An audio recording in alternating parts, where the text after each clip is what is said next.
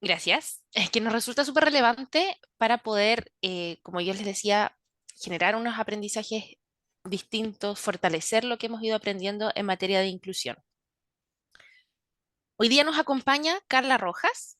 Ella es psicóloga de profesión y desde ahí se ha ido fortaleciendo, ¿cierto? Y se ha ido especializando en la dirección de personas organizacional a nivel de las empresas, ¿cierto? Tiene más de 12 años de experiencia en el desarrollo de programas de entrenamiento, gestión del cambio, desarrollo y diseño organizacional.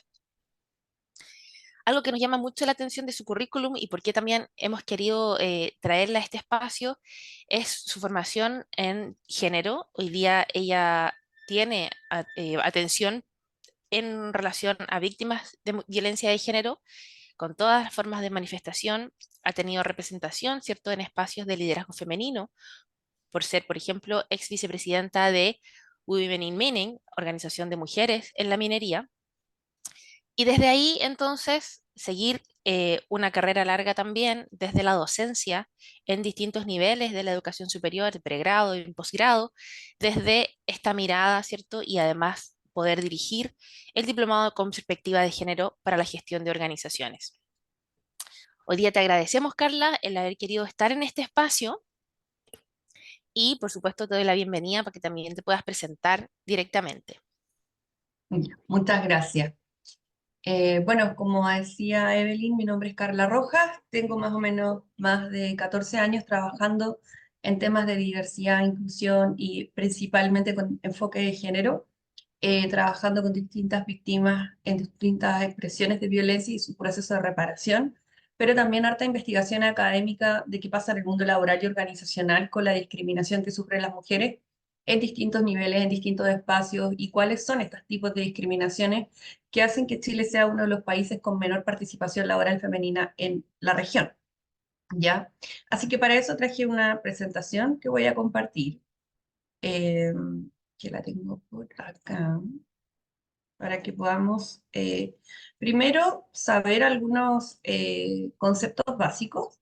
Yo sé que acá probablemente estén personas muy avanzadas en materia de género y otras que quizás están un poquito más atrás. Les pido que guarden las consultas para el final porque después vamos a responder todas las preguntas, pero sí necesito que podamos tener este espacio de exposición donde voy a explicar algunos conceptos básicos para poder entender el enfoque de género. Bueno, acá voy a partir con una que está al final, yo creo como base para poder explicar algo muy básico de qué es lo que hablamos cuando hablamos de violencia de género específicamente, y después vamos a ir de vuelta al inicio. Bueno, cuando nosotros hablamos de género como constructo social, lo que estamos hablando es una construcción social de lo que significa ser hombre o mujer, si lo miramos como binariamente, pero también puede ser intersex, ¿no?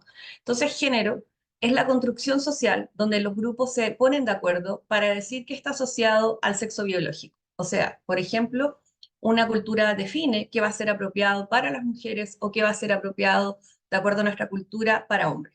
Por eso no da lo mismo hoy día, lamentablemente, ser una mujer, por ejemplo, acá en Chile, que ser una mujer en Afganistán, ¿ya?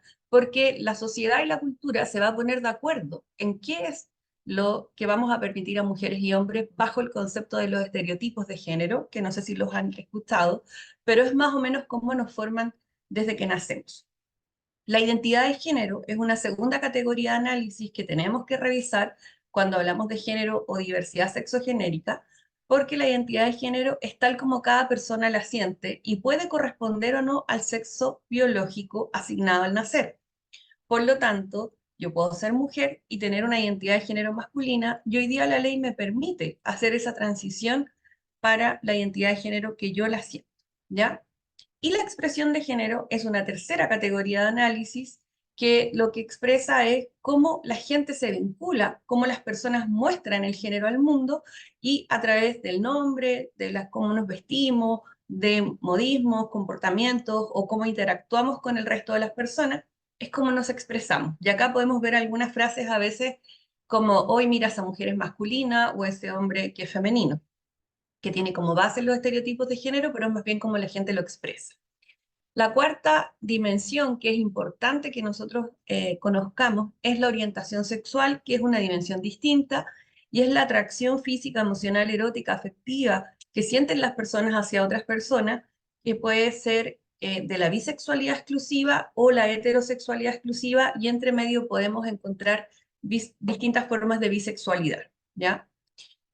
Y también está el sexo biológico, como la quinta categoría de análisis, que hace referencia más bien a aspectos físicos meramente mesurables, que puede ser pene, vagina, hormonas, y ahí podemos ser mujer, hombre o intersex. El 3% de la población en el mundo nace con ambas cargas o incluso con ambos aparatos pueden nacer, ¿ya? Entonces nos damos cuenta que finalmente no todo es binario. En categoría de género puede ser femenino, masculino o queer. Personas queer son las personas que no quieren ninguna identificación con ninguno de los dos géneros, ¿ya? Entonces, desde ahí, cuando acá vamos a hablar de violencia de género, lo que estamos hablando específicamente es la violencia que sufren las mujeres en estas desigualdades, niñas, mujeres, y también las diversidades sexogenéricas, ¿ya? Que están presentes en la sociedad, porque estas diferencias no son ecuánimes. Efectivamente hay una sociedad que se ha organizado para señalar que lo más importante son los hombres, o la mirada del mundo es androcéntrica, que es a través de la mirada masculina. Por lo tanto, es por eso que vamos a ver cómo nos influye esto en participación laboral. Por ejemplo, actualmente nuestra participación laboral en Chile es del 50%. Eso quiere decir que solo 5 de cada 10 mujeres que están en edad y condición de trabajar lo está haciendo. Después, el promedio de la región es un 52% y en la OCDE es un 66%. Esto quiere decir que Chile no es considerado un país en desarrollo si no superamos estas brechas que existen actualmente, ¿ya? ¿Qué ganan las organizaciones cuando existe igualdad o equidad? ¿Ya? Principalmente, hay un micrófono creo abierto. Principalmente hay un estudio ya de ONU Mujeres que dice que aumentaría el PIB mundial para el 2025 12 trillones de dólares si tuviéramos equidad en el mundo laboral. O sea, aumentaría en un 26% el PIB mundial para el 2025. También si tuviéramos equidad, aumentaría el PIB en América Latina un 34% para el 2025. Y también señala que las empresas con mayor presencia de mujeres tienen un resultado operacional de un 55% mayor donde no hay mujeres. Y en las empresas que tienen mayor diversidad sexogenérica, tienen un 15% más de productividad. ¿Por qué se genera esto? Porque cuando los trabajadores y trabajadoras sienten que sus organizaciones trabajan por la equidad, se aumenta la satisfacción laboral, se cohesiona el clima laboral, hay más respeto y la cultura organizacional también tiene un aumento en el nivel de satisfacción. Ahora, ¿cómo estamos en Chile? Bueno, en el último Global Gender Gap Index que se hizo el año pasado, este es un ranking que mide 154 países en distintas dimensiones la equidad de género. Se mide el nivel de educación, salud, política y empoderamiento, y también la participación económica, como podemos ver en la primera dimensión. Chile ocupa el lugar en el ranking, el lugar 27. Es un ranking bastante favorable en este minuto, y algo que lo hizo subir de varios niveles fue el empoderamiento político con los últimos gobiernos paritarios y representación de mujeres también en el sector público en altos cargos directivos. Sin embargo, bajamos al lugar 96 en participación laboral y oportunidades económicas. ¿Y qué es lo que nos hace bajar más de 80 puestos? Principalmente la brecha salarial. Chile es uno de los países con más brecha salarial con enfoque de género, donde las mujeres profesionales ganan un 30% menos que los hombres en el mismo cargo, y si las mujeres estudian un posgrado, ya sea un máster o un doctorado, puede llegar esta brecha hasta un 40 o 45%. Entonces se genera un círculo vicioso porque las chilenas son las que más años académicos tienen, pensando que si más estudio, esta brecha se va a cerrar. Sin embargo, lo que está ocurriendo es que mientras más estudian, más aumenta la brecha. Chile ocupa el lugar número 143 de los 154 países en brecha salarial. Ahora, cuando hablamos de violencia de género específicamente, lo que estamos hablando es las distintas expresiones de violencia que existen en la sociedad. Para el año 2023, nosotros registramos 48 feminicidios, según la Red Chilena contra la Violencia. A esto se sumaron 2 suicidios femicidas y una víctima de transfemicidio. En lo que va del año, hasta hace poco, teníamos 14 más o menos femicidios que estaban registrados. Nosotros tenemos la ley 21.212, que es la ley Gabriela, que dice que el femicidio es el asesinato de una mujer ejecutado por quien es o ha sido cónyuge o conviviente, o con quien tiene o ha tenido algún hijo en común, con razón de tener o haber con ella una relación de pareja de carácter sentimental, sexual, sin convivencia. ¿Ya? Cuando nosotros investigamos y trabajamos en prevención de violencia de género, tenemos que entender que están todas relacionadas como se muestran en esta pirámide de violencia de género. La violencia de género no puede ser estudiada como la violencia económica en un silo, la violencia física en otro silo, la violencia laboral por otro lugar y la violencia institucional por otro lugar. Recordemos que las mujeres tienen experiencia de todas, experimentar todas estas violencias a la vez. Entonces, la violencia de género es todo acto de violencia basado en la pertenencia al sexo femenino y que tenga o pueda tener un resultado o un daño, sufrimiento físico, sexual, psicológico para la mujer, así también como las amenazas, tales actos de coacción, privación arbitraria de libertad, tanto si se producen en la vida pública o privada. Por lo tanto, todas estas agresiones, que se ve como la base de la pirámide, la sociedad patriarcal o machista, va teniendo distintas formas sutiles de violencia que hacen la última expresión el asesinato o el feminicidio, como la invisibilización de las mujeres en espacios laborales o de poder, el control que se ejerce sobre las mujeres en las relaciones de pareja, la exclusividad que se pide de acuerdo a sus roles, ya sea para que sean las personas a cargo del cuidado o dentro de la pareja, cómo se aísla, se anulan, hay chantajes emocionales, desprecio, humillaciones, amenazas, gritos, insultos, violación, abuso, finalmente palizas físicas y finalmente podemos llegar al asesinato. Entonces, si nosotros queremos intervenir en la violencia de género para la prevención, tenemos que ser capaces de analizar todas las violencias que surgen sistemáticamente. Una de estas es el acoso sexual. El acoso sexual, según la ley Cari, es se entiende por tal cualquier persona que realice de forma indebida, por cualquier medio, un requerimiento de carácter sexual no consentido por la persona que lo recibe y que amenaza o perjudique la situación laboral o oportunidades de empleo. ¿Cuáles son las prácticas que constituyen acoso sexual? Miradas persistentes, esto lo dice la OIT, ¿ya? No lo digo yo, para que lo aclare. Entonces, ¿cuáles son las prácticas que pueden constituir acoso sexual? Son miradas persistentes o sugestivas de carácter sexual, sonidos relativos a la actividad sexual, suspiros, silbidos, gestos de carácter sexual, comentarios, palabras, chistes sexuales humillantes o hostiles, que influye cualquier apariencia, cualquier referencia al cuerpo femenino o ciclo reproductivo con el fin de avergonzar a la persona.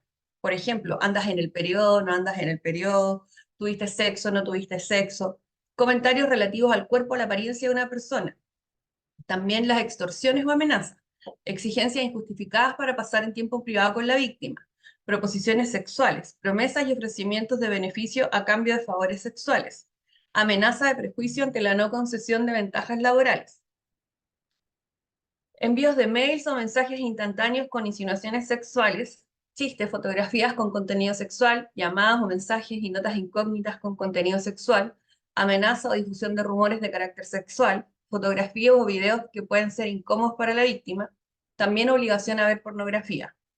Contacto físico innecesario, como abrazos, tocaciones en la cintura, piernas, caricias, intentos de dar besos en la boca, besos en la mano, en la cabeza, acercamientos, arrinconamientos y persecuciones.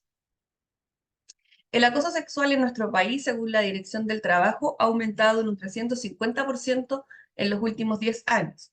Esto no significa que nos estén acosando más, sino que lo que ocurre es que las mujeres han dejado de temer a la estigmatización y también el miedo que les daba poner una denuncia. Podemos ver acá en esta tabla que, de acuerdo a las cifras entregadas por Gobierno Transparente, las víctimas de acoso sexual por género, si bien pueden sufrir también los hombres, en términos de reportabilidad, siempre las mujeres sufren más nivel de acoso. Y ahora quiero hacer una actividad para ver si entendemos todos lo mismo por el chat. ¿Ya? Solo les voy a pedir que ocupen el chat. Recuerden que el acoso sexual, legalmente hablando, es cualquier requerimiento de carácter sexual sin consentimiento por la persona que lo ha recibido y que amenace o perjudique mi oportunidad de empleo. Carla, Entonces, ahora, ¿sí? solo una acotación, es que el chat conversamos que está cerrado para Ah, ya. solo los mensajes les van a llegar a Avance de Inclusión. ¿Puede ser con Ujú. reacciones? Por Sí, ejemplo, también dedito para puede ser arriba, dedito para abajo, contracción. corazón. Ahí tú nos dices Sí, ¿Qué ponemos? Sí, mira. Si es acoso sexual, legalmente hablando, pongan el dedito para arriba, ¿ya? O sea, si es una situación de acoso sexual que es legalmente hablando, pongan dedito para arriba. Si es una situación, la que menciono, de relación entre compañeros, que no es acoso, no significa nada, sino que una relación de compañeros, pongan un corazoncito. Y si es una situación de acoso sexual, pero que les parece que todavía no es legal o no es acoso sexual, sino que más bien es una situación de riesgo, pongan la manito levantada, ¿ya? Como es así, ¿ya? Como cuando opinan. Entonces, voy a dar el primer ejemplo, de acuerdo a lo que conversamos. Mi compañero de trabajo me da con anticipación su teléfono. Lleva 2 días sin venir al trabajo y yo lo llamo. ¿Qué sería eso? Corazoncito veo por ahí.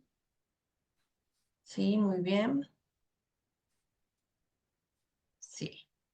Claro, ya. La mayoría dice corazoncito ya. Muy bien. ¿Por qué es corazoncito? Yo voy a explicar. Primero, porque él me dio con anticipación su número de teléfono, yo no lo fui a buscar a la base de datos de la empresa. Segundo, porque así tal como suena, no hay ningún requerimiento de carácter sexual, solamente es una preocupación, ¿ya? Dos, mi jefe me ofrece llevar en su auto a mi casa todos los días. Mi jefe me ofrece llevar en su auto a mi casa todos los días. ¿Qué sería eso? Pongan sus señales, recuerden, manito así, situación de riesgo, claro, ahí. Muy bien, ¿ya? Es como situación de riesgo lo que yo llamo como el amarillo, ¿ya? ¿Por qué? Porque todavía no puedo ir legalmente a la dirección del trabajo y decir, oye, ¿sabes qué? Mi jefe me está acosando porque me lleva en su auto a mi casa. Pero claramente es una situación amarilla por dos razones. Primero, la asimetría de poder. Recuerden que todas las situaciones de acoso laboral, maltrato o acoso sexual están muy sesgadas también por la simetría de poder, ¿ya? Son relaciones de poder. Entonces, si es mi jefe, yo no siempre le voy a poder decir que no o que sí quiero, ¿ya? Entonces ahí ya hay una situación de alerta amarilla. Y otra es la frecuencia, todos los días, ¿ya? No a veces, no una vez cuando llovió, no sé, que viva cerca, sino que todos los días. Ahí hay que tener cuidado y es de ahí donde yo invito a todas las personas a que tomemos nuestra autoridad personal, a veces para preguntarle a la víctima o a la persona que está en esa situación, como, oye, ¿cómo estás tú con esta situación? ¿No? Porque a veces todos miramos y cuando ocurren casos emblemáticos, pasa que después todos dicen, oye, yo sabía, sospechaba, lo vi, la vi salir llorando, vi la situación. Entonces ahí hay que usar más curiosidad, ¿ya? En las situaciones de manito hacia arriba. Tres, estamos en una fiesta y un compañero me señala con mirada lasciva lo bien que me veo con vestido. Mirada lasciva es esta mirada sexual. Estoy en una fiesta y un compañero me dice con mirada lasciva lo bien que me veo con vestido. Sí, ¿ya? Muy bien, eso ustedes ya saben, miradas lascivas constituyen acoso sexual y se pueden denunciar ante la Dirección del Trabajo. Y una más vamos a hacer para ver si entendimos todo lo mismo. A dos más. Mi jefe me señala que tiene un chiste muy bueno en su celular. Al mirarlo es de connotación sexual. ¿Qué sería? Muy bien. Ya, rojo. Muy bien, muy bien. Y última. En mi grupo de trabajo hablan de la vida sexual de mi compañera. En mi grupo de trabajo hablan de la vida sexual de mi compañera. Muy bien, ¿ya? Lo que antes era hoy un rumor, hoy día constituye acoso sexual. Recuerden que estas acciones tienen como finalidad denigrar a la persona, atacar la moral de la persona en el lugar de trabajo y constituye acoso sexual. Muy bien, excelente. Entonces entendimos todo lo mismo. Es importante hacer estos ejercicios porque a veces no siempre la, las situaciones son tan claras, ¿ya? Vamos a vernos en situaciones que a veces no siempre es la misma situación. Entonces tenemos que tener ahí harto ojo con eso. No puedo compartir nuevamente la pantalla, no sé qué pasó, pero si me ayudan para volver a compartir. Ahí sí. Bien. Entonces, vamos a continuar con el programa. Acá, Ahí no encuentro mi propia pantalla.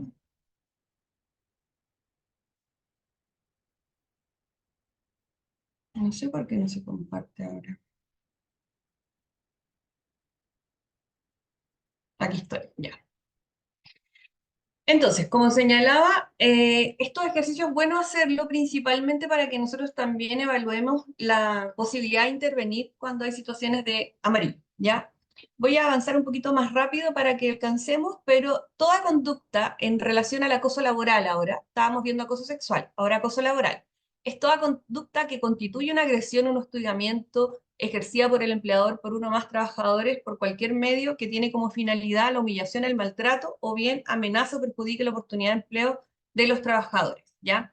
Importante de la ley Karin es que ahora se modifica esto y señala que basta una vez de la agresión o la violencia para que sea constitutivo de acoso laboral. Antes teníamos que tener cierta cantidad de frecuencia, ahora con una vez ya constituye la posibilidad de ser investigado. De acuerdo a la encuesta, en Chile el 76% de los trabajadores y trabajadoras han experimentado situaciones de violencia en el lugar de trabajo, ¿ya? Principalmente las mujeres son las que más reciben la violencia y los hombres quienes la ejercen. Por lo que yo les decía, en los lugares de trabajo siempre hay estas relaciones de poder. Podemos ver acá cómo ha ido evolucionando desde el 2019 al 2024 las denuncias tanto de acoso laboral como de acoso sexual y vemos que van en alza, ¿ya? Entonces, de la tabla podemos observar un importante aumento de denuncias tanto del 2022 al 2023. El acoso laboral aumentó en un 27,3%, recibiendo 2.234 denuncias, y en el acoso sexual se aumentó un 17,4%, que significa 1.019 denuncias.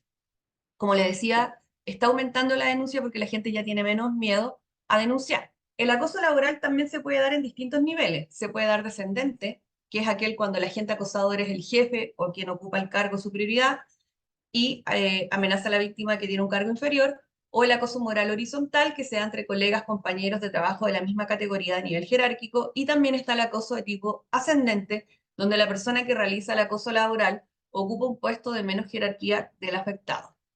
Algunas conductas constitutivas de acoso laboral son la sobrecarga selectivamente a la víctima con mucho trabajo, quitar áreas de responsabilidad, ignorar o excluir como si fuera invisible, asignar objetivos y proyectos con plazos inalcanzables y tareas que son manifiestamente inacabables en el tiempo, ocultar o retener información crucial para el trabajo y manipularla para inducir errores en el desempeño y causarles después negligencia y faltas de profesionalismo, gritar, avasallar o insultar a las víctimas, ridiculizar su trabajo, idea o los resultados obtenidos frente a los otros trabajadores, difamar a la víctima, extendiendo por la empresa rumores maliciosos que menoscaban su reputación y la imagen profesional, y animar a otros compañeros y compañeras a que participen de cualquier acción de las mediante la persuasión, la coacción o el abuso. ¿Por qué el acoso laboral, sexual y maltrato están tan sancionados? Bueno, principalmente porque causa graves consecuencias hacia las personas en relación a su salud mental. No solamente es necesario que me agredan físicamente para tener un impacto físico, sino que también lo que ocurre es que las personas generan lo que llamamos el trastorno de estrés postraumático, y las secuelas son tan graves que con frecuencia las víctimas pueden quedar laboralmente desahuciadas de por vida, no siendo raros los casos que, como ya hemos visto, llegan al suicidio, como fue el caso de Karin Salgado, por la cual tenemos la nueva ley Karin, ¿ya? No es algo particular, es muy común que las personas piensen en la ideación suicida cuando están sufriendo violencia sistemática. ¿Qué es lo que ocurre? Como vemos en la imagen, lo que se ve alterado es la amígdala, y la amígdala es la que está capacitada para el control emocional. También tenemos graves daños en la corteza prefrontal, que es la que nos permite controlar los impulsos. Y también se generan daños muy graves a nivel del sistema hipotalámico pituitario, adrenal, así como en el sistema nervioso simpático. Por lo tanto, es como si las personas las persiguiera un tigre todo el día. Es tan amenazante que el daño que las personas sufren en su nivel cerebral es grave. Ahora, ¿hay una buena noticia? Sí, esto se puede cambiar, pero necesariamente requerimos que la persona que está sufriendo violencia salga de ese espacio y no sea expuesta a ninguna situación de estrés o de agresión. Entonces, gracias a la neuroplasticidad, podría la persona recuperar su trabajo, pero de alguna manera tiene que tener reparación, y por eso hoy día el convenio 190 y la ley Karin apuntan a las medidas de reparación, ¿ya? El maltrato laboral es la tercera figura importante, que es cuando cualquier manifestación de conducta abusiva, especialmente los comportamientos, palabras, actos, gestos, escritos, omisiones de carácter generalizado, que pueden atentar contra la personalidad y dignidad e integridad física y psíquica del individuo, poniendo en peligro el empleo y degradando el clima laboral. Se caracteriza por presentarse como una agresión evidente y esporádica y sin tener un objetivo, una víctima específica. El maltrato laboral, como dice acá, es esporádica. Cuando el maltratador se encuentra de buen ánimo, no grita ni insulta a nadie. Luego, al día siguiente, tiene un mal momento, lo que detona el malestar y la violencia y la humillación en otras personas. Afecta la dignidad de las personas, al igual que el acoso laboral constituye una acción grave que degrada a las personas quienes la padecen y que debe ser tratado con la misma importancia y complejidad de otras conductas. El maltrato laboral son conductas constitutivas como gritar, insultar en reuniones o por teléfono a los trabajadores o colegas, realizar burlas en reuniones o enviar mensajes respecto a la apariencia, nacionalidad, pueblo originario, orientación sexual u otro, ridiculizar al equipo en reuniones ante otras personas, enviar mails ofensivos, descalificativos delante de otros o no, bloquear oportunidades de trabajo para las personas para que puedan obtener ascensos o una mejora en el empleo. ¿Cuál es la diferencia entre el maltrato laboral y el acoso laboral? Es importante entenderla, porque el maltrato laboral es una conducta generalizada, entonces usualmente hay testigos de esta situación. O sea, el jefe o la jefa llega de buen humor, nadie sale agredido, llega de mal humor, agrede a todo el mundo, la acción es evidente. Y no existe un objetivo en común y la acción es más bien esporádica. Sin embargo, en el acoso laboral la conducta es selectiva, es silenciosa, dirigida hacia una sola persona y el objetivo es desgastar a la víctima, con agresiones y hostigamientos reiterados. Recuerden que el moving es como de to move, del verbo en inglés de mover, y tiene que ver con mover a la persona del lugar de trabajo, sacarla de ahí, ¿ya? Y no se va a detener hasta que la saque. Ahí es bien grave porque también el acosador puede ser una persona súper simpática, amable, entonces el resto del equipo no lo va a notar, ¿ya? Puede decir, no, pero si él es súper amoroso o no presenta ningún problema, ¿ya? Por eso es tan peligroso porque es silencioso. Y también es importante reconocer que una vez que saca a la víctima del lugar de trabajo, probablemente comience con otra víctima, ¿ya? Porque el acosador necesita estar acosando. Bueno, el convenio 190 es una gran noticia porque va a ser puesto en vigor en agosto de este año y va por primera vez a erradicar la violencia en general en las organizaciones. Pone como qué es lo que va a comprender el maltrato físico, verbal, todo tipo de maltrato, abuso y acoso por medios virtuales, discriminación arbitraria, brecha salarial, hostigamiento, amenaza, prácticas abusivas de riesgo, vulneración de derechos fundamentales de los trabajadores. ¿Cuáles son las obligaciones del convenio? Bueno, principalmente obliga a todos los Estados miembros que adopten un enfoque inclusivo. Y yo creo que acá para la gestión que ustedes hacen es muy importante, porque tiene que ser inclusivo, integrado y que tenga una cuenta, o sea, que tenga en cuenta las consideraciones de género para prevenir y eliminar la violencia y el acoso en el mundo del trabajo. Este enfoque contempla acción sobre la prevención, protección y el control de cumplimiento y las vías de recursos y de reparación y la orientación, formación y sensibilización que tienen que tener en cuenta los terceros como víctimas y también como autores de los actos. El Estado tiene que realizar seguimiento y controlar la aplicación de la legislación, garantizar el acceso a las vías de recurso de reparación como los mecanismos y procedimientos de notificación, proteger la privacidad y confidencialidad de las personas implicadas, prever sanciones, prever que la víctima tenga acceso efectivo a mecanismos de reclamación, asistencia, reparación y de solución de conflictos con enfoque de género. Y la ley Karin, que también entra en vigor, o sea, esta entra en vigor el 1 de agosto y el convenio 190 en junio, ¿ya? Bueno, ambos son ahora el segundo semestre. La ley Karin entra en vigor el 5 de enero del 2024, se promulgó esta ley, que es, el número es 21.643, conocida como ley Karin por el caso de Karin Salgado, que era lo que mencionaba, esta funcionaria del sistema de salud que se suicidó producto del acoso laboral que sufrió sistemático, y modifica el Código del Trabajo. Lo más importante es una de estas modificaciones que dice que ya sea por parte del empleador o el trabajador, basta que una vez se manifieste la violencia y no necesariamente de forma reiterada, lo que antes hacía que se tardara mucho el proceso de denuncia y también los procesos de prueba. ¿Qué establece la ley Karin? Bueno, el objetivo es fortalecer las medidas de prevención, investigación y sanción del acoso y la violencia en el mundo del trabajo. Establece como obligación a las empresas y los órganos del Estado confeccionar un protocolo de prevención de acoso laboral, sexual y violencia en el trabajo. Además, instaura mejores procesos de investigación de acoso laboral y violencia en el trabajo. Y la ley obliga a informar sobre las medidas y sanciones derivadas de investigación en un plazo de 15 días.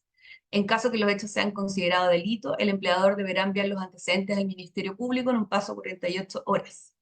Las respectivas denuncias podrán hacerse directamente en el mismo empleador o ante la Dirección del Trabajo y tienen carácter de confidencial. ¿Qué empresas se ven afectadas con esto? Bueno, todas las empresas que tengan más de 10 trabajadores tienen que incorporar todo esto en el reglamento interno y las empresas con menos de 10 colaboradores se deberá informar a los trabajadores al momento de la suscripción del contrato del proceso de investigación y sanción que aplica dicha conducta. También los empleadores tienen que informar semestralmente sobre los canales que la empresa tiene para la recepción y denuncia en relación a los incumplimientos sobre prevención, investigación, sanción y acoso sexual y laboral, instancias estatales para denunciar cualquier incumplimiento de la normativa y la información del acceso a la prestación de seguridad social para efectos de reparación de la víctima. ¿Ya?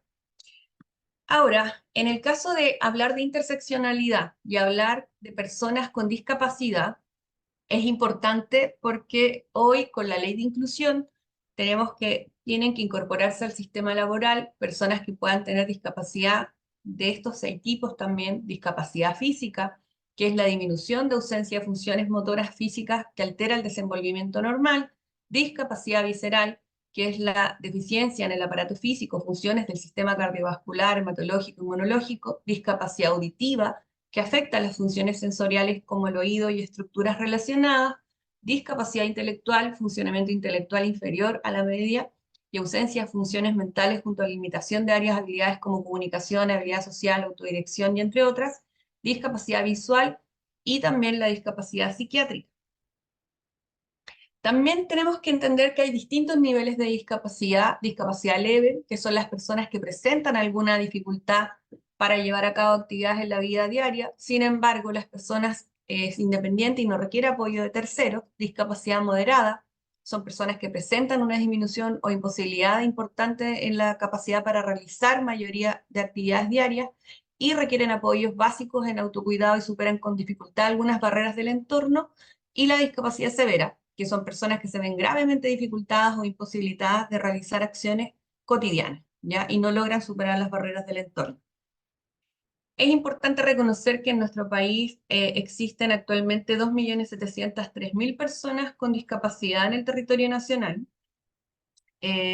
Tenemos algunas cifras que después les vamos a compartir también en relación a hombres, mujeres, los niveles de discapacidad, pero creo que en lo que me voy a detener acá es como cómo pensamos en erradicar la violencia con enfoque de género, discriminación, acoso o otro tipo de violencia que exista con enfoque de género y también con interseccionalidad, pensando, por ejemplo, en personas que puedan estar más expuestas a la violencia, porque sabemos que tiene que ver con relaciones de poder, como las mujeres con discapacidad, por ejemplo, o también las mujeres que están reintegrándose por haber sido infractoras de ley, o incluso las mujeres migrantes, y cómo estas variables a veces con su orientación sexual o ser mujer pueden estar articulándose para exponernos a más violencia. Mi experiencia en la mayoría de las investigaciones es que efectivamente estamos expuestos más o menos a la violencia de acuerdo a cómo estas dimensiones nos atraviesan y nuestras experiencias de vida. O sea, no da lo mismo ser una mujer de pueblo originario o una mujer migrante o una mujer que está en una situación de discapacidad. Así que bueno, ahí quedó un poco, Evelyn, con la presentación. Quedo atenta a consultas, dudas que puedan tener y que podamos conversar. Muchas gracias, Carla. En general me parece muy aclaradora y muy didáctica en la presentación, porque efectivamente creo que, sobre todo, y es una cosa real, ¿cierto? Que todavía a algunos hombres les cuesta visibilizarlo. Probablemente algunas mujeres también. A nosotras yo te contaba que siendo una organización principalmente de mujeres, hace 14 años que estamos trabajando en este ámbito y recién yo diría en los últimos 6 años nos estamos como analizando estas situaciones, mirando situaciones de acoso antiguas, ¿no? Y un poco valorando también lo que es trabajar entre mujeres o principalmente entre mujeres o también con hombres súper respetuosos en nuestro equipo, que también es relevante decirlo. Pero claro, no es una realidad general, no es una realidad común y efectivamente las personas en situación de discapacidad, mujeres, ¿cierto?, están con un estado doble, doble situación de vulnerabilidad, así como pasa también con las personas en situación de calle o cualquier otro grupo en el que haya alguna situación de vulneración de derechos, ¿ya? Hasta ahora por interno no me han llegado preguntas, solamente, bueno, alguien nos lo preguntó, pero te lo íbamos a hacer la consulta por interno, igual te lo voy a plantear, nos preguntaron si es que es factible compartir la presentación. Sí, Eh, es factible compartir la presentación, perfecto. Nosotros sí. de todas formas tenemos este espacio grabado, principalmente para tenerlo, ¿cierto?, como un respaldo interno, pero solo nos han llegado internamente comentarios de que es una excelente presentación y eso se agradece mucho, ¿cierto? Porque sabemos que a veces son temáticas complejas, de repente se habla mucho de la subjetividad, por ejemplo, estas miradas lascivas. ¿Cómo sé yo que un compañero está teniendo una mirada lasciva? No hay que hacerse tanto los lesos, la verdad es que lo sabemos. Sabemos cuando una mirada es una mirada de compañero de trabajo, sabemos cuando una mirada tiene un poco más de espacio de intimidad, ¿cierto? Es subjetivo, a lo mejor es poco objetivable, a lo mejor es poco demostrable, y ahí no sé si a lo mejor nos podrías contar qué tipo de acciones se pueden hacer para poder, por ejemplo, comprobar esto en la medida de querer hacer alguna denuncia. Mira, en mi experiencia, Evelyn, bueno, y ahí puedo poner algunos ejemplos de casos que hemos ganado en general cuando trabajamos con víctimas. Principalmente tiene que ver con, bueno, la percepción, ¿ya? Siempre es la percepción. Nunca olvidar y desconfiar de nuestra propia percepción en relación Ujú, a la situación de violencia que podamos estar viviendo. Primero, para aclarar. Segundo, afortunado, lamentablemente, estas personas tienden a tener conductas y patrones de conductas bien marcados. Por lo tanto, usualmente, por ejemplo, cuando hay miradas lascivas y se hacen investigaciones en las organizaciones, basta con consultar al grupo de personas que trabaja ahí y usualmente dos o tres personas han señalado sufrir este tipo de miradas por la persona que es sí. acusada. Entonces, yo creo que en ese sentido es bien fácil ver los casos cuando efectivamente hay un patrón repetitivo. Ujú, Ahora, también es importante diferenciar la mirada sexual o lo que hemos estado hablando en relación a otro tipo de conductas que podrían estar eh, entre medio de eso, ¿no? Pero yo creo que es importante reconocer que nuestro país es un país que normaliza mucho la violencia. Nosotros tenemos el segundo lugar en la región en violencia psicológica ejercida hacia los trabajadores. Por lo tanto, también hay muchas conductas, como tú decías, que nosotros vamos normalizando, pero que si nos hacen sentir incómodas o incómodos debería ser suficiente para detenerlas. Yo creo que el convenio 190 y también la ley Karin parten de esta primicia reconociendo las cifras estadísticas que están presentes en nuestro país y cómo podemos trabajar más en la erradicación de estas conductas que solamente en la investigación del caso. Pensemos que cuando ha ocurrido una situación de acoso laboral o sexual, nos ujú, pasamos tres semáforos que yo digo, ¿no? Primero, el estilo de liderazgo, o sea, está estudiado que los líderes que son muy autoritarios o las organizaciones que son muy autoritarias, que las personas no pueden confrontar a la autoridad, hay más reportabilidad de situaciones de acoso o violencia en el trabajo, ¿ya? También el laissez-faire, ese jefe o esa jefa que dice, oye, tráiganme soluciones, no me traigan problemas, el que no se hace cargo del ambiente laboral, también ahí hay situaciones de mayor reportabilidad de acoso y violencia. ¿Ya? Porque es como dejar a los trabajadores y trabajadoras regularse casi de manera autónoma, ¿ya? Y el segundo semáforo somos nosotros, todos y todas los testigos, ¿no? Hay testigos pasivos de la acción, que estamos mirando que una compañera está siendo discriminada o comentarios a veces que nos toca escuchar, ya sea en un grupo WhatsApp, en el grupo del trabajo, en el área, un chiste que pueda ser homofóbico, un chiste que pueda ser xenofóbico, un chiste discriminatorio. O sea, yo creo que es dejar de normalizar esas conductas y ser capaces con esta información, ¿no? De decir, mira, sabes que yo no comparto esta situación porque yo puedo ser un agente promotor de esta acción, activo, que es ujú. promover y reírme y seguir hablando de esto, no sé, o puedo mirar para el lado, que es un agente pasivo, que veo Claro. cómo la persona lo está pasando mal, veo cómo esta persona está sufriendo en el lugar de trabajo y miro hacia otro lado. Yo creo que esta legislación actual lo que invita es que como trabajadores y trabajadoras nos hacemos parte de la erradicación de la violencia y yo Ujú, siempre creo que también es importante pensarnos nosotros mismos. O sea, a veces uno piensa en la violencia siempre fuera, como todo lo que he sufrido, lo que me ha pasado, que es importante pensarlo y no naturalizarlo. Pero también a veces es importante conocerse en relación, por ejemplo, a la autogestión. Por ejemplo, estoy estresado, cómo eso puede afectar mi desempeño y mi relación con los compañeros, estamos con más carga laboral, etc. ¿Ya? Y el tercer punto son los factores organizacionales que se pasan. que es como cuánta claridad hay de las descripciones de cargo, cuánta claridad hay de las metas, cuánto respetamos solamente lo normativo y lo legislativo, o sea, cuántas personas a veces mandan mensajes, correo a cualquier hora sin respetar los espacios laborales. Sí, po. Entonces, desde respetar el horario del grupo hasta tener conductas de respeto y de inclusión es importante. Entonces, hay varias cosas que se pasan antes de esta articulación entre la víctima y el victimario, ¿ya? Y si ponemos interseccionalidad, tenemos que pensar en todas las dimensiones. O sea, hoy día hay vulneración de derechos a las mujeres que, entre comillas, tienen capacidad para defenderse. ¿Qué pasa con la ley de inclusión? Pensamos en cómo van a ser los protocolos, los procedimientos accesibles para todo tipo de personas, con todo tipo de las barreras que existen actualmente en el entorno. Los procedimientos de denuncia están disponibles para personas que tengan cualquier grado de discapacidad o cualquier tipo de discapacidad actualmente.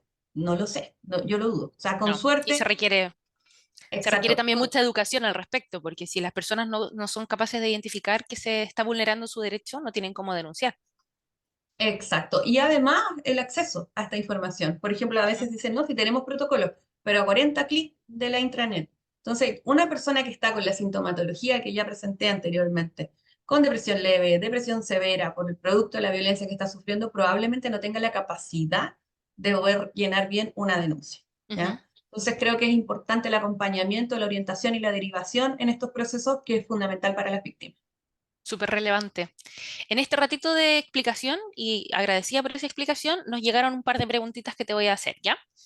Eh, Nos preguntan si el acoso o maltrato desde la ley se entiende solo de hombre a mujer o también del mismo sexo o de mujer a hombre, Se como una entiende aclaración. para personas, no, para personas, ¿ya? O sea, puede darse entre mujer, mujer, hombre, hombre, hombre, eso es estadístico, ¿ya? Sí, tener enfoque de género tiene que ver con mirar que históricamente las mujeres sí han sufrido más violencia producto de dos dimensiones. Una, el poco acceso al poder que tenemos, y la segunda es la sociabilización de género, donde las mujeres no hemos sido sociabilizadas bajo los estereotipos de género para agredir, para violar, ¿ya? O sea, basta ver las cifras. Al año mueren 1,5 millones de hombres en manos de otros hombres en riñas y peleas, y mueren 87.000 mujeres en manos de otros hombres conocidos de su familia.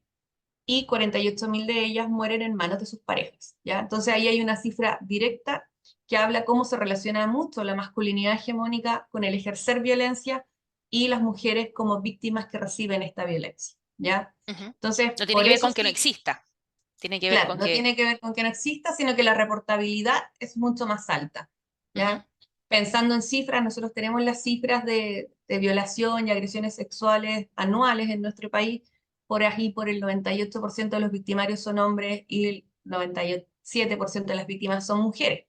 Y este 3% que queda de víctimas hombres muchas veces entre un hombre y otro hombre, ¿ya? Entonces, hay aspectos de sociabilización de género que están relacionados directamente con la violencia, pero evidentemente siempre hay excepciones y hay mujeres violentas y hombres que han recibido agresiones y violencia entre hombres y entre hombres o mujeres y mujeres. También Por puede supuesto ocurrir, que sí. ¿ya?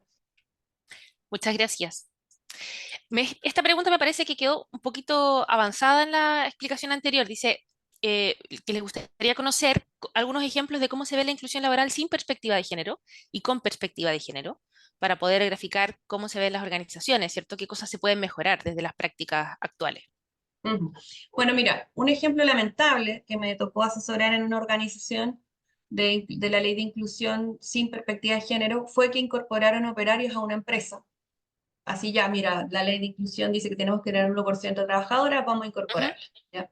Como no hubo perspectiva de género y no se consideró el riesgo que podían tener estas mujeres dentro de esta línea de operaciones, me llegaron muchos casos de abuso sexual y también de acoso sexual a estas mujeres que sufrían acoso en el lugar de trabajo, pero que se demoraron mucho en denunciar porque también eran mujeres con una discapacidad.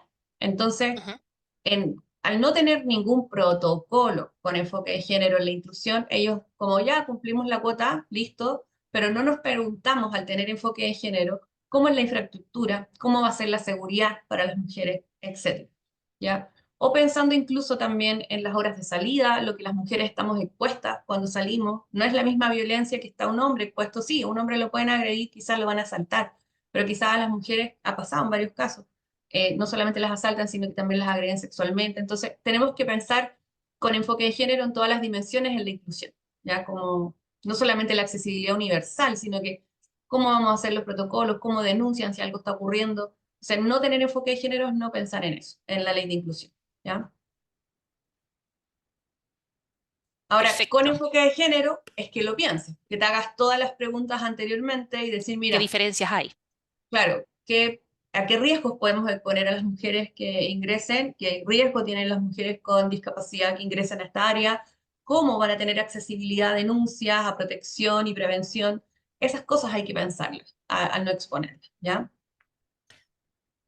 Yo creo que las preguntas que nos quedan las podemos resumir en tres, pero la primera dice como, ¿cuándo crees tú que va a estar disponible el reglamento? Entiendo que tiene que ver con la ley Karin, ¿sí? Sí.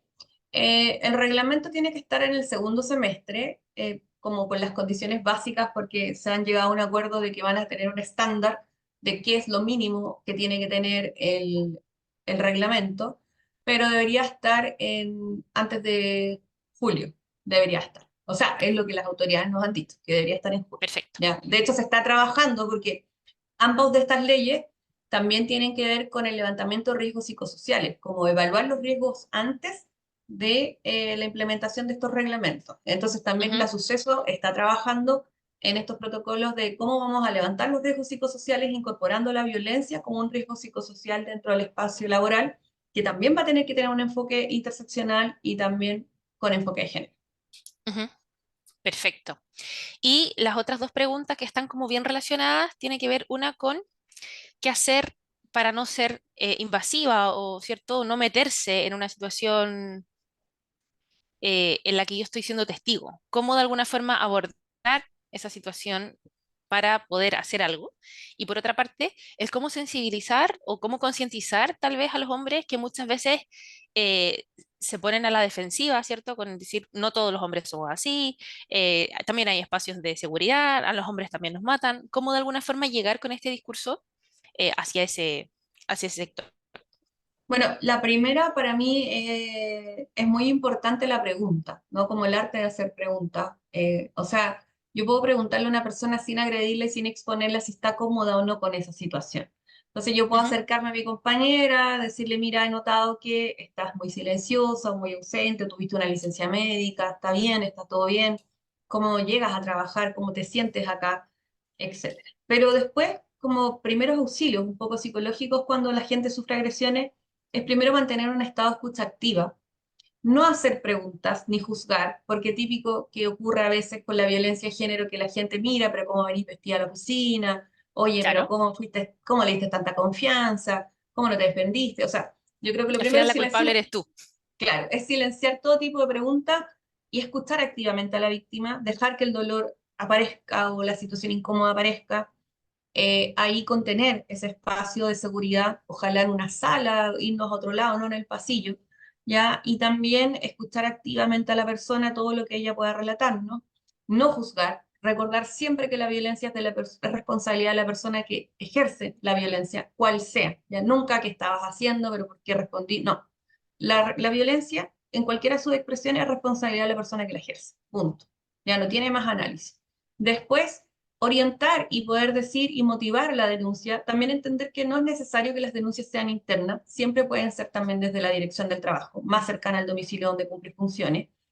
Y también monitorear la seguridad de la víctima, porque muchas veces también se obliga a la denuncia y a veces la víctima tiene temor, temores reales a que Ujú. pueda sufrir un amedrentamiento. Entonces, si no estamos seguros y seguras de que el proceso de investigación la va a proteger, también tenemos que ser capaces de acompañarla o si ella no quiere denunciar por el momento, respetar eso también, porque lo que ocurre es que a veces las víctimas no sufren tanto por la acción, sino que también por la revictimización posterior durante los procesos de investigación si no son seguros todavía, ¿ya? Entonces ahí el acompañamiento es fundamental, las preguntas, el escuchar activamente, orientar, contener y derivar en caso que sea necesario y si no, y si ya es un delito o una acción grave, yo puedo denunciar también, ¿ya? Abiertamente.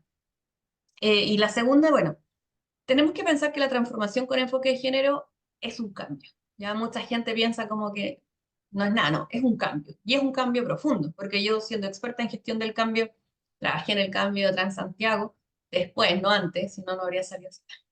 Pero he estado en procesos de cambio tecnológico, de distintos culturales, etcétera, ¿no? Pero hay que pensar que el cambio con enfoque de género es un cambio profundamente valórico. O sea, yo a veces no sé Sí. si estoy frente a un agresor, ¿ya? Dando un discurso de equidad, etcétera, de respeto. Yo no sé si frente a mí está una persona que es violenta, ¿ya? Entonces, Mm, no tenemos que olvidar que también hombres y mujeres hemos sido educados en una sociedad patriarcal. Entonces, las mujeres también somos patriarcales, también somos machistas. Entonces, el cambio va a costar, nos cuesta a todos y a todas. El tema es cómo yo manejo la resistencia al cambio. Y ese es un arte también, ¿ya? En vez de enojarme, bueno, ¿qué me está señalando esto? ¿Qué nivel de resistencia tengo frente a mí? Eh, Informarse, educarse es muy importante. O sea, no da lo mismo decir, mira, tengo la percepción de que nos acosan, a decir, mira, el 40% de las mujeres en la industria minera ha sufrido un acoso sexual. Entonces, las cifras son relevantes, las investigaciones son relevantes, la lectura es relevante, porque cuando yo solo hablo de la percepción o de mi experiencia, puedo estar muy sesgado. Sin embargo, cuando tengo una conversación basada en cifras y contrasto lo que está pasando con la realidad, puedo llegar a tener una conversación más profunda, ¿no? Y que la otra persona pueda tener algún impacto en la transformación. ujú, Y también señalar que es un beneficio para todos y todas. O sea, históricamente, las mujeres no consiguieron el voto para dejar que los hombres dejaran de votar. Las mujeres no se incorporaron al mundo laboral para que los hombres dejaran de trabajar, sino que incluso se empiezan a pensar las condiciones laborales cuando la mujer ingresa al mundo del trabajo. O sea, antes el ujú. 24/7 era normal. Hoy día, con toda la normativa actual, se cuestiona porque para nadie era saludable, ni para hombres ni para mujeres. Entonces creo que también es entender que esas cifras de violencia que mencioné al inicio, que mueren 1,5 millones de hombres en manos de otros hombres y mueren 87.000 mujeres en manos de familiares directos, creo que no es bueno para nadie, ni para los hombres ni para las mujeres. O sea, esto es una transformación social que busca erradicar la violencia. Los hombres no lloran, pero se suicidan. 3 de cada 5 suicidios son hombres. Los hombres no lloran, pero son los que más consumen droga y alcohol, los que más tienen accidentes. Entonces, de alguna forma, cuestionarnos esto y tener una ética del cuidado y del respeto ayuda a toda una sociedad. Perfecto, Carla. Muchas, muchas gracias, porque nada más claro que todo lo que nos has entregado. En general, como te decía, muchas felicitaciones internas, algunas preguntas también orientadas a cómo concientizar a las jefaturas, que de repente también, igual que pasa con los hombres cuando hablamos de equidad de género o de el acoso sexual, las jefaturas de repente sí se pueden sentir atacadas, como, oye, pero ¿y cómo hago que mi equipo haga el trabajo si no tengo autoridad? Y es relevante ahí hablar, ¿cierto? Volver del respeto, volver a hablar de los cuidados en el espacio de trabajo. Nos dedicamos mucho tiempo, muchas horas de nuestra semana a trabajar, por lo tanto es relevante que sea un espacio de salud, no solo Sí, física, que eso ya está más o menos normado y como que está clarificado, ¿cierto? Los riesgos en el trabajo los tenemos identificados y los abordamos, pero los riesgos psicosociales de repente se nos arrancan un poco, se naturaliza el grito, el estrés, la llamada telefónica, como tú decías, fuera de los espacios laborales. Y bueno, ahí hay mucho que revisar, autorrevisar, que también es relevante en el crecimiento de los liderazgos, ¿no? Autorrevisar qué estamos haciendo bien, qué estamos haciendo mal y cómo lo mejoramos. Y por supuesto a nivel organizacional, dejarlo instalado. Te sí. agradecemos Y mucho, mucho. Ah, perdón, cuéntanos. no, no. Como tú decías, bueno, es muy importante entender que el trabajo siempre puede ser un factor protector de la salud mental o un factor de riesgo. O sea, es real que mucha gente se suicida por el trabajo o podría ser una fuente de motivación, inspiración y creación. Entonces ahí son las decisiones que tenemos que tomar directamente. Perfecto, Carla. Muchas, muchas gracias. Y Muchas gracias. Ujú. antes de cerrar, me gustaría también agradecer a Camila, porque yo ni la presenté al principio. Tuve un problema de conexión que me hizo irme por un túnel presentando a Carla, pero estamos todo el rato con el apoyo de Camila Delgado, ¿cierto? En la interpretación en lengua de señas, que también hace que este espacio sea inclusivo y podamos llegar a todos y todas. Muchas Entonces, gracias. Gracias Camila, volvemos a este gracias espacio de Evelyn. cierre. Gracias por la Un invitación. abrazo, Chao, Carla. chao. Muchas, muchas gracias. Y chao, gracias a todos los que están aquí presentes.